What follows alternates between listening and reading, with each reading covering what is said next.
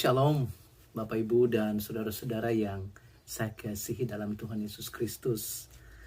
Ini sebuah kehormatan yang Tuhan berikan bagi saya untuk bisa bersua, berbicara, sharing kebenaran firman Tuhan kepada Bapak Ibu dan saudara-saudara. Beberapa atau puluhan tahun yang lalu mungkin tidak pernah terpikir bagi kita ya, bahwa seseorang dari jarak yang jauh bisa berbicara. Saat ini saya dan keluarga ada di Los Angeles, di Amerika.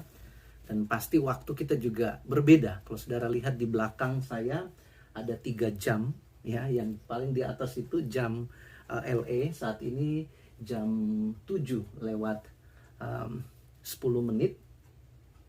Maaf, jam 7 lewat 40 menit. Lalu yang di tengah ini waktu Bali atau waktu Makassar, waktu Indonesia. Yaitu jam 10 ya, jam 10 malam lewat 40 menit. Dan yang di bawah itu waktu untuk Jerman ya. Kami ayah mertua saya itu mereka menjadi misionaris di sana dan saat ini harus balik ke Amerika oleh karena pandemi, tetapi tetap pelayanan. Jadi saudara-saudara, luar biasanya Tuhan kita. Tidak bisa lagi kita bisa mengatakan bahwa seseorang tidak bisa melayani di satu tempat oleh karena jarak. Dengan adanya teknologi komunikasi ini kita bisa saling menguatkan, saling mendoakan, saling membantu satu dengan yang lain. Nah, itu sebabnya pada hari ini saya rindu untuk mengajak saudara-saudara melihat satu kebenaran firman Tuhan sehubungan dengan perayaan kenaikan Tuhan Yesus. Kenaikan Isa Al-Masih. Saya sangat-sangat senang dengan istilah atau tulisan yang dipakai di kalender Indonesia. Kenaikan Isa Al-Masih. Perayakan kenaikan Isa Al-Masih. Ini kesempatan untuk memberitakan Injil, saudara. Dia naik kemana? Dia naik ke surga.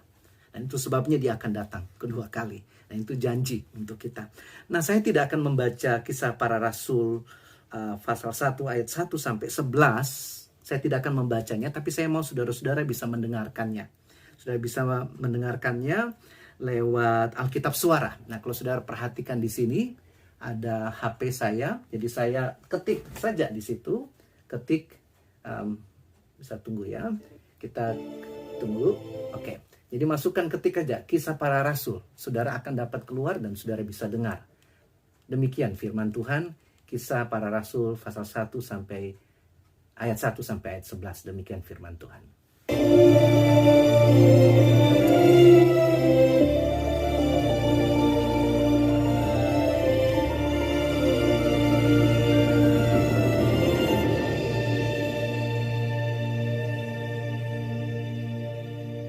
Kitab Kisah Para Rasul.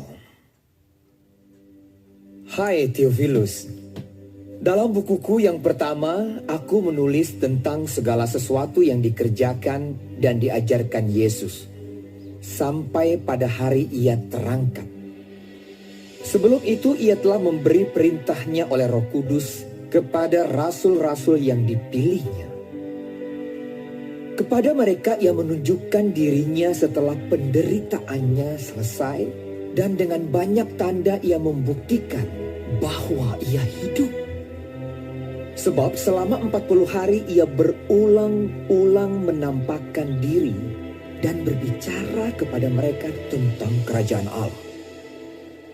Pada suatu hari ketika ia makan bersama-sama dengan mereka, ia melarang mereka meninggalkan Yerusalem dan menyuruh mereka tinggal di situ menantikan janji Bapa. Yang demikian katanya, telah kamu dengar daripadaku. Sebab Yohanes membaptis dengan air, tetapi tidak lama lagi kamu akan dibaptis dengan Roh Kudus. Maka bertanyalah mereka yang berkumpul di situ, Tuhan, maukah engkau pada masa ini memulihkan kerajaan bagi Israel? Jawabnya, engkau tidak perlu mengetahui masa dan waktu yang ditetapkan Bapa sendiri menurut kuasanya. Tetapi kamu akan menerima kuasa kalau Roh Kudus turun ke atas kamu. Dan kamu akan menjadi saksiku di Yerusalem dan di seluruh Yudea dan Samaria dan sampai ke ujung bumi. Sesudah ia mengatakan demikian, Terangkatlah ia disaksikan oleh mereka, dan awan menutupnya dari pandangan mereka. Ketika mereka sedang menatap ke langit, waktu ia naik itu, tiba-tiba berdirilah 2 orang yang berpakaian putih dekat mereka dan berkata kepada mereka, Hai orang-orang Galilea, mengapakah kamu berdiri melihat ke langit?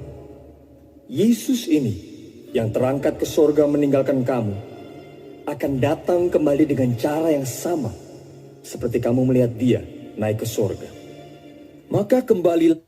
Demikian firman Tuhan.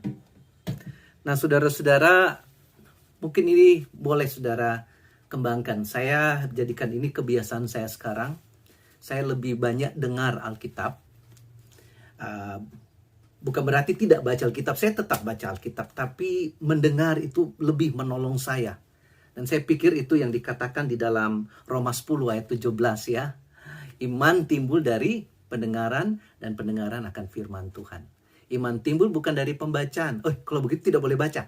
Baca, tapi waktu saudara baca, keluarkan suara saudara supaya saudara bisa dengar. Atau mungkin ada orang yang baca dia bisa dengar dalam hatinya. Itu juga maksudnya ya. Tapi dengar. Saudara bisa lakukan ini. Misalnya saudara berkendaraan cukup lama, dengar Alkitab suara.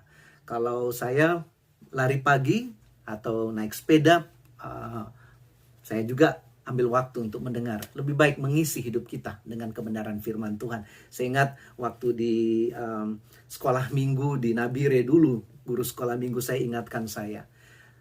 Mazmur 119 ayat 9. Pasti Bapak Ibu dan saudara-saudara ingat ayat ini. Dengan apakah seorang muda mempertahankan kelakuannya bersih? Dengan apa? Menjaganya sesuai dengan firman-Mu. Ayat 11. Dalam hatiku aku menyimpan janjimu, kata firman Tuhan. Supaya aku jangan berdosa terhadap Engkau. Jadi penting sekali saudara-saudara untuk mendengar firman. Membaca firman. Dan menjadikan firman ini bagian dalam kehidupan kita sehari-hari. Nah saudara-saudara, menjelang kenaikan Tuhan Yesus, kalau saudara perhatikan di sini, Tuhan Yesus sebelumnya memberitahukan kepada murid-murid. Pada ayatnya yang keempat, pada suatu hari ketika ia makan bersama-sama dengan mereka, ia melarang mereka apa? Mereka dilarang untuk meninggalkan Yerusalem. Saudara tahu bahwa dalam kisah dalam Matius pasal 28 itu dijelaskan tentang amanat agung. Perhatikan di situ. Luar biasa amanat agung ini. Pasti semua saudara-saudara pasti tahu. Matius pasalnya yang ke-28. Dikatakan begini. Ayatnya yang ke-19. Karena itu pergilah. Lihat ya. Mereka ada dengar berita. Pergi. Jadikan semua bangsa muridku. Dan baptislah mereka dalam nama Bapa dan Anak dan Roh Kudus. Dan ajarlah mereka melakukan segala sesuatu yang telah kuperintahkan kepadamu. Dan ketahuilah aku menyertai engkau senantiasa sampai kepada akhir zaman. Wah, saudara, kalau dapat perintah seperti Tuhan Yesus, seperti begini, dan dasarnya dia memiliki kuasa. Kalau saudara lihat pada ayat sebelumnya, ayat 18, Yesus mendekati mereka dan berkata, kepadaku telah diberikan kuasa di surga dan di bumi. Wah, luar biasa. Sudah ada kuasa, kepercayaan dari Tuhan di surga dan di bumi. Lalu dibilang, pergilah. Nah, kalau saya dengan saudara-saudara yang mendengar ini, pasti kita mau pergi. Tapi menarik sekali saudara-saudara, dalam Kisah Rasul pasal 1, ayatnya yang keempat. Ia melarang mereka meninggalkan Yerusalem. Mungkin ada murid-murid bilang, wah saya mau pergi. Saya sudah mengalami Tuhan. Saya lihat dengan mata kepala sendiri. Yesus bangkit dari antara orang mati. Mungkin Thomas bilang, saya sudah sentuh tangannya. Saya sudah sentuh lambungnya. Memang ada lubang. Betul-betul dia ini. Dia ini yang berkuasa. Mari kita pergi melayani. Atau sekarang saya siap melayani. Karena saya STH, saya MTH, saya dokter. Saya siap melayani. Saya bisa berkhotbah dengan baik. Tunggu saudara-saudara. Yesus larang. Tunggu kenapa? Lihat. Dia bilang, ia melarang mereka meninggalkan Yerusalem dan menyuruh mereka tinggal di situ. Menantikan apa? Janji Bapa yang demikian katanya. Setelah kamu dengar daripadaku. Sebab Yohanes membaptis dengan air, tapi tidak lama lagi kamu akan dibaptis dengan Roh Kudus. Wow. Berarti ini alasannya kenapa mereka tidak boleh pergi. Mereka harus berdiam diri dulu. walaupun ilmunya banyak, walaupun pengalamannya banyak, walaupun semua siap, bahkan sudah ada backup kuasa dari Tuhan. Yesus, segala kuasa di surga dan di bumi ada padaku, kata Tuhan. Dia yang suruh kita pergi. Tapi masih, tunggu dulu. Tunggu apa? Ada janji yang diberikan oleh Bapa. Dikatakan di sini, kamu akan dibaptis dengan Roh Kudus. Kamu akan dipenuhi dengan Roh Kudus. Dan saudara tahu dalam ceritanya, 10 hari kemudian, ya, pada hari Pentakosta, mereka menunggu 10 hari, mereka ambil waktu berdoa. Di sini disebutkan siapa-siapa mereka. Ayat yang ke-12 ya. Kalau saudara baca, tadi kita tidak baca, tidak dengar. Tapi kalau saudara mau, coba lanjut dengar Kisah Para Rasul. Atau kalau ada yang mau, coba dengar seluruh Kisah Para Rasul. Sekali duduk dengar Kisah Para Rasul. Semua. Yang lain-lain, HP kasih mati, TV dikasih mati. Atau saudara pergi naik ke gunung ya. Di Bali ada banyak tempat untuk bisa bersemedi, bisa mengambil waktu untuk sendiri dengan Tuhan. Taruh headset. Atau mungkin bawa seperti begini ya, Bluetooth. Saudara putar, dengar. Ambil waktu, lalu dengar suara Tuhan. Berdiam diri, saudara pasti akan dengar suara Tuhan dengan jelas. Nah di sini ayat 12 katakan, maka kembalilah rasul-rasul itu ke Yerusalem dari bukit yang disebut Bukit Zaitun itu, yang dimana Yesus akan datang kembali ke situ, yang hanya seperjalanan Sabat jauhnya dari Yerusalem. Setelah mereka tiba di kota, naiklah mereka kemana? Ke ruang atas, tempat mereka menumpang. Mereka itu ialah Petrus dan Yohanes, Yakobus dan Andreas, Filipus, Thomas, Bartolomeus dan Matius, Yakobus bin Alfeus dan Simon orang Zelot, dan Yudas bin Yakobus.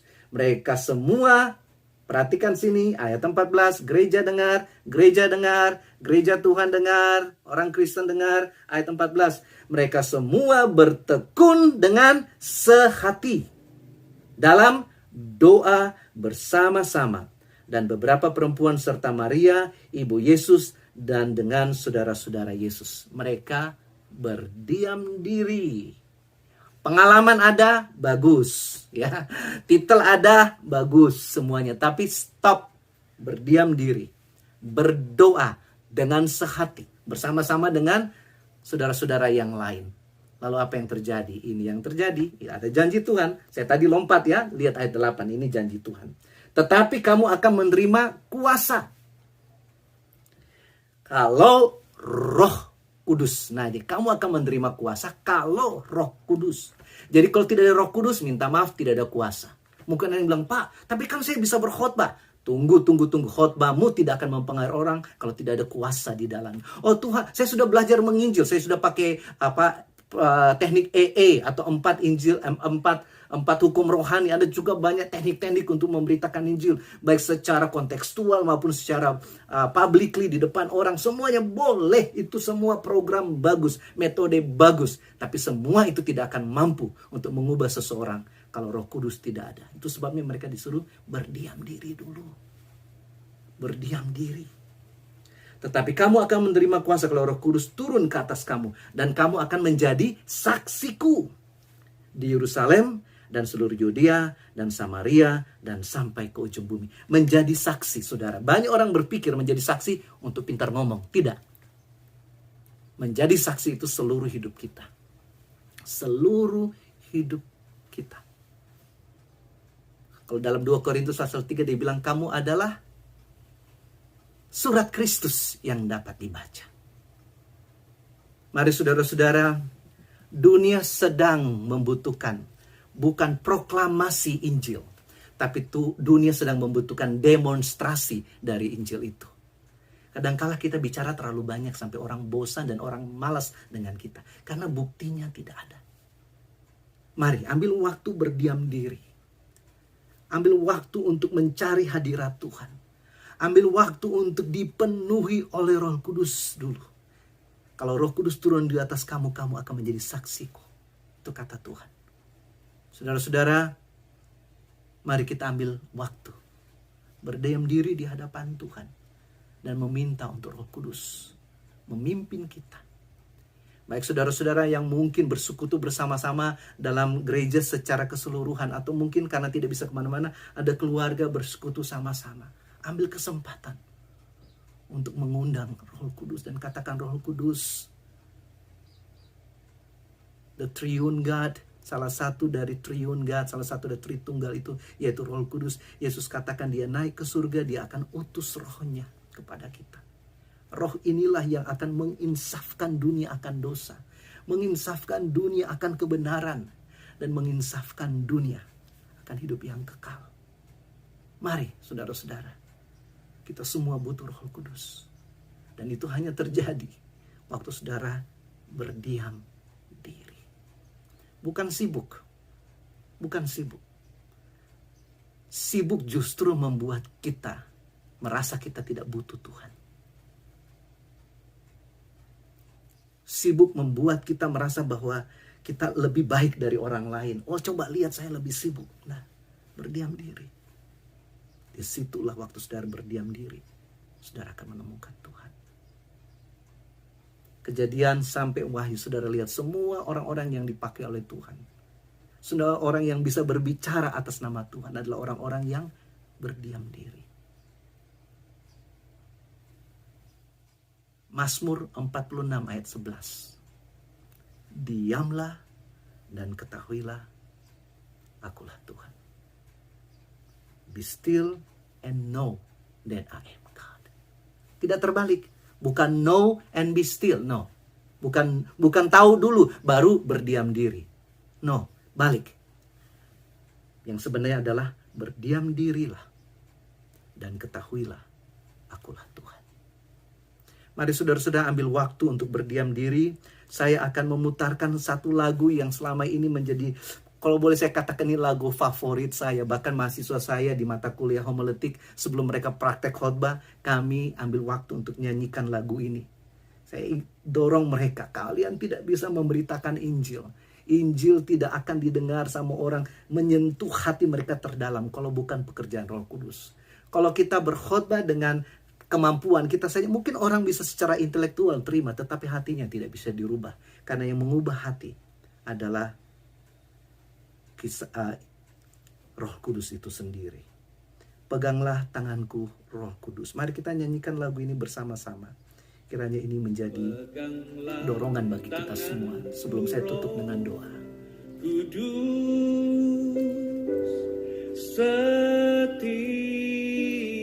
hari,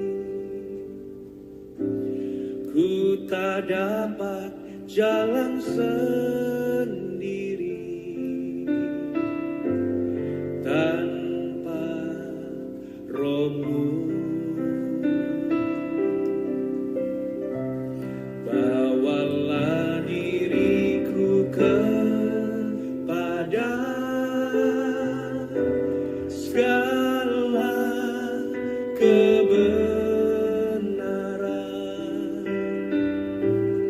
agar ku tidak tersesat mengikuti jalan-Mu. Amin. Kudus, kudus. Kudus, kudus Tuhan, kudus nama-Mu. Ku beri syukur dalam simfoni indah.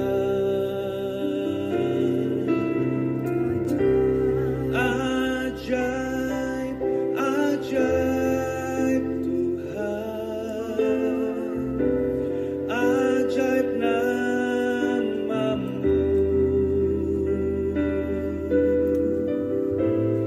Nama yang beri menang,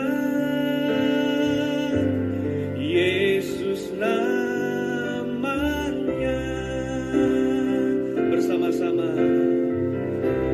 Peganglah tangan Roh Kudus setiap hari, ku tak dapat jalan. Baik saudara-saudara, mari kita berdoa. Bapa, kami bersyukur untuk kesempatan ini. Kami boleh memuji dan membesarkan nama-Mu. Kami boleh mendengar suara-Mu. Dan kami bersyukur untuk kesempatan kali ini. Kami boleh dibukakan mata kami melihat bahwa tanpa Roh Kudus kami tidak bisa berbuat apa-apa. Semua kemampuan kami, semua kesanggupan kami tidak ada arti kalau Roh Kudus tidak menuntun kami. Mari Tuhan, mampukan kami untuk kami berdiam diri dari semua kesibukan yang ada. Bahkan kesibukan pelayanan pun kami berdiam diri dan meminta pertolongan Roh Kudus. Terima kasih ya Tuhan. Dalam nama Tuhan Yesus kami berdoa. Amin. Terima kasih Bapak Ibu dan saudara-saudara. Sampai berjumpa lagi. Amin.